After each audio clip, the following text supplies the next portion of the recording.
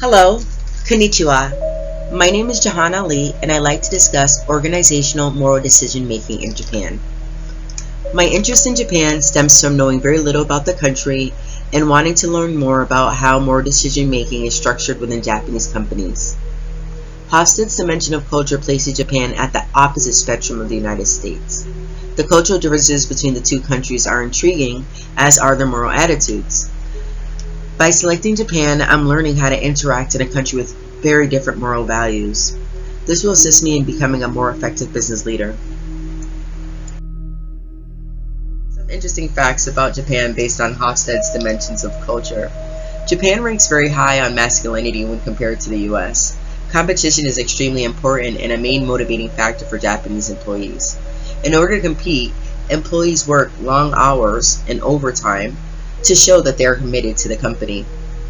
However, they often suffer from stress and overwork. Power distance. For power distance, Japan has a moderate power distance rating. This indicates that decision making is not equally distributed within organizations. Japanese companies tend to restrict decision making to upper management. The hierarchical nature of decision making limits the voice and opinion of lower level employees. America, on the other hand, has a lower power distance rating, meaning that employees in upper management have an equal chance of contributing to decision making within the company. Japanese society has elements of both individualism and collectivism.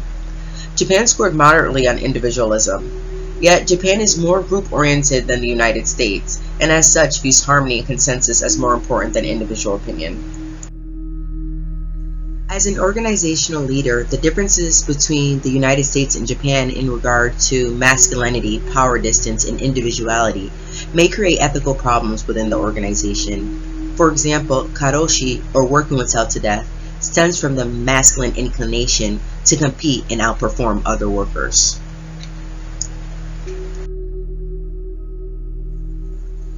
Karoshi has a number of definitions. The Council of Karoshi Victims defines karoshi as a fatal condition in which the living rhythm of a human being is collapsed due to excessive fatigue and the life maintenance function is ruined. Medically speaking, karoshi is a stress-induced heart attack, stroke, or suicide. The history of karoshi is rooted in the Japanese surrender of World War II. This event greatly changed the course of Japanese history. After the war, the US levied heavy restrictions on Japan. The security treaty between Japan and America transferred military power from Japan to the United States. This transfer of military power created a void within Japanese society. The loyalty that was shown for the country would need a new way to express itself. The Japanese economic miracle propelled Japan to one of the world's largest economies. This provided Japanese citizens with the opportunity to transfer loyalty to the country to loyalty to the corporation. The lifetime employment system enabled loyalty to the company to be shown by working long hours. In the 1970s, the term karoshi was first used to denote working oneself to death. In 2017, 190 deaths were classified as karoshi. With this alarming information, the Japanese government instituted labor reforms in 2018 to limit the amount of overtime hours employees could work.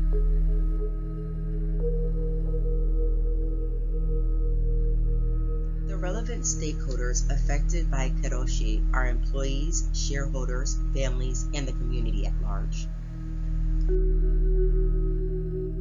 Each stakeholder has an interest in determining the most appropriate method for handling overwork. Employees are interested in their health and well-being, as well as getting a promotion within the company. Shareholders are concerned with the company's long-term profitability. They want to make sure the company is going to make money in the future. Families are concerned with both the health and financial well-being of their family member. Of course, they want their family member to receive a promotion and to reach a level of upper management. However, they're unwilling to risk the life of their family member in the process. The community is primarily concerned with the health of the workforce. If employees are unable to work, it's going to have a negative impact on the economy. In order to resolve this issue, there are a number of available options. Employees could be given time off. They may also be able to work from home, or there could be a reduced work schedule, or do nothing and maintain the status quo. Each of these alternatives have both pros and cons. The reduced work week would benefit employees because they would have the needed time to rest and reduce stress. A con to this alternative would be the work may not be completed within a reduced work schedule of, say, 4 days or less. Option B, time off. Once employees complete a certain amount of hours, they should be allowed time off. A pro to this alternative is that employees can spend time with loved ones. A con is that needed personnel may not be available. Option C, work from home. Working from home would allow employees to have a flexible work schedule. This would enable them to distribute their time between work and family. A con to this option is that issues may not be resolved immediately. There may be a delay in communication, which could cost the company money. The final option, option D, or do nothing. This option would maintain the same work schedule. However, a con is that employees may work themselves to death.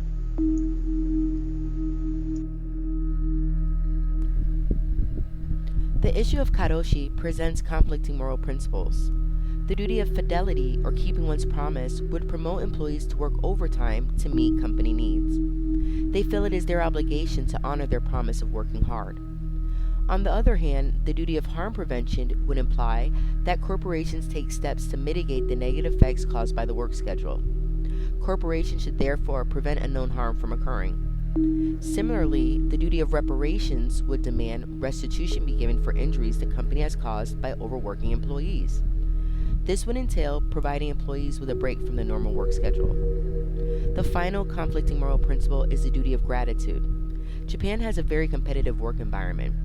Competition was one of the leading factors that enabled the employee to gain their position. Employees show their gratitude and commitment by working long hours as a way to return the benefit that was offered by the employer. It is important to note that Japanese culture values loyalty above all other things. This cultural value is present in many aspects of Japanese life. Yet in being loyal to the company, employees are overworked, resulting in death. This situation violates the primary good of well-being. Employees are unable to get the needed rest to live a happy and satisfying life.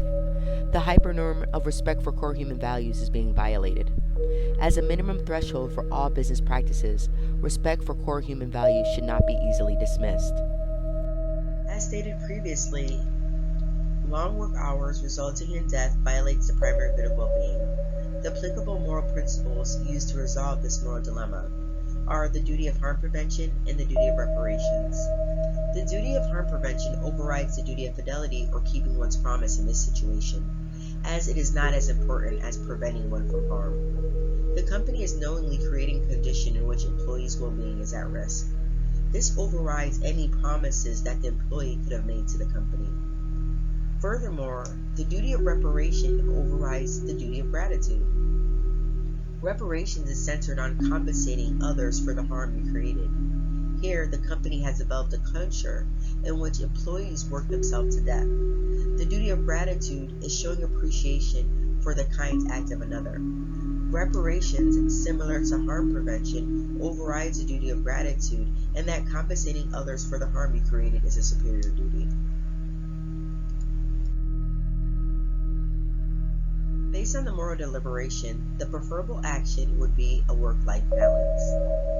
As an alternative to the current conditions, employees should be able to work from home.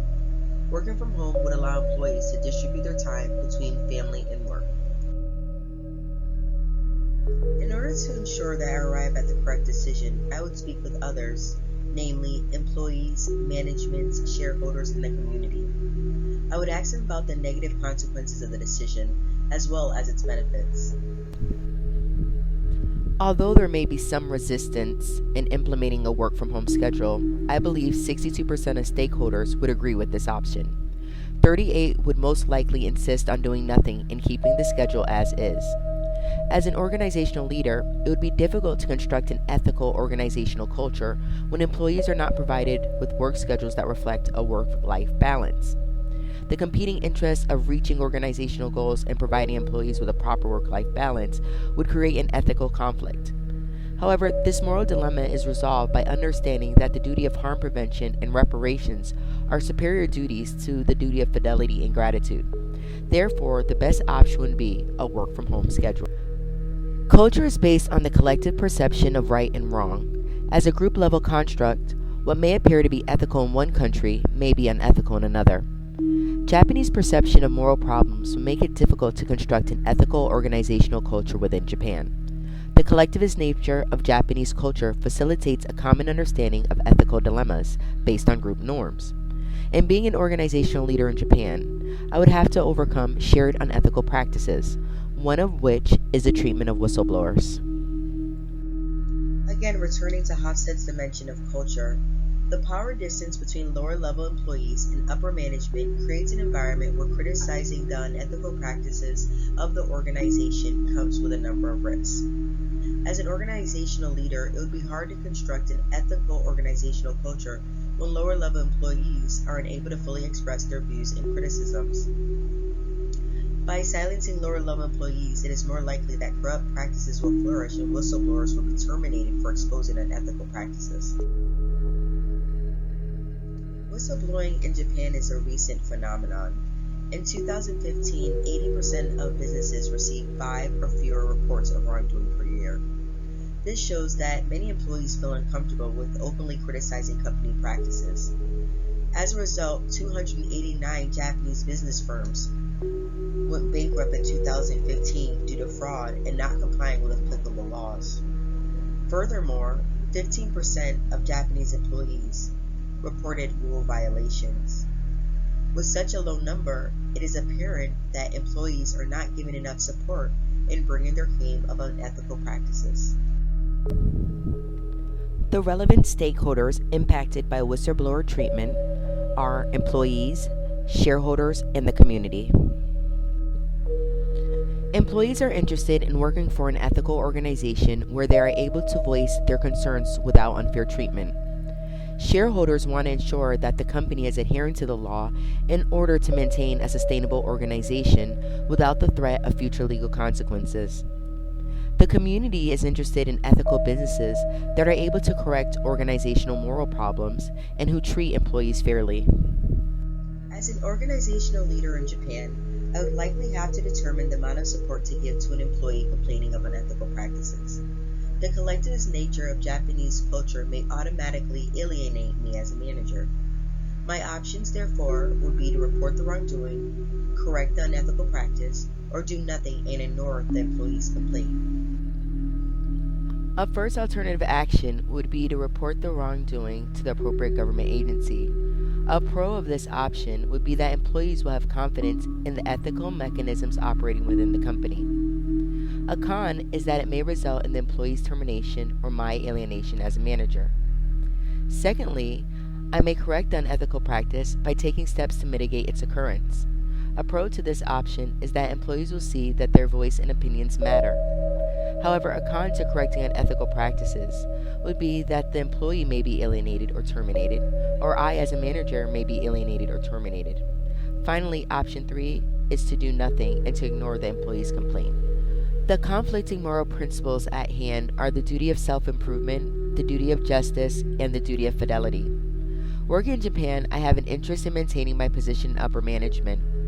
I wouldn't want my support for the employee to ruin my chances of receiving a long-term position within the company. The duty of self-improvement is based on promoting one's own good. This duty would support remaining morally mute on unethical practices and ignoring the employee's complaint. On the other hand, the duty of justice would require the fair distribution of burdens and benefits. Unethical business practices benefit a few, yet burden many. The benefits of these practices are concentrated within the company, therefore not being fairly distributed throughout society. Furthermore, the duty of justice would entail following the law. Retaliating against employees that criticize unethical practices within the company violates Japan's Whistleblower Act of 2004. The final moral principle is the duty of fidelity. As a manager, I have a contractual obligation to work in the best interest of the company.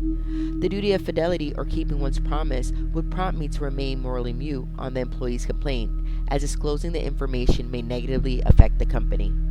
The duty of justice would override the duty of self-improvement and the duty of fidelity. Self-improvement is based on improving one's condition, either personally or financially. This duty, although important, does not override the duty of justice, which entails obeying the law. The 2004 Japanese Whistleblower Act explicitly states that retaliating against employees for expressing company and wrongdoing is illegal. Additionally, the duty of fidelity, or maintaining the contractual obligations with the company, is less important when compared with the duty of justice. With these considerations in mind, the preferable action would be to support the employee by reporting the unethical practice. To determine whether or not I made the correct ethical decision, I would vet with others. By discussing my choice of action with employees, management, shareholders, and the community, I will gain clarity on the impact that my decision will have. Based on my findings, I would implement a program to support employees in reporting unethical practices. 52% of stakeholders would most likely agree with reporting the unethical practices, while 48% would opt to do nothing and remain morally mute.